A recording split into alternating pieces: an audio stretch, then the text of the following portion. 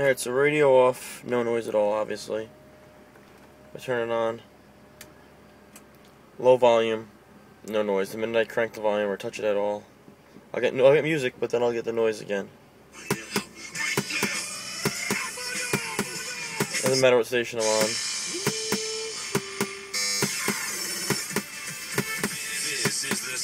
This is the noise again. It sounds like it's coming out of the right side. Sorry, the left side. But I think it's all the speakers. If I turn it up, it gets louder. If I get lower, volume all the way down, it goes away, but I think it's still there if you really can barely hear it. A little bit of volume. It's back on. I'm not sure if it's the amp or the radio.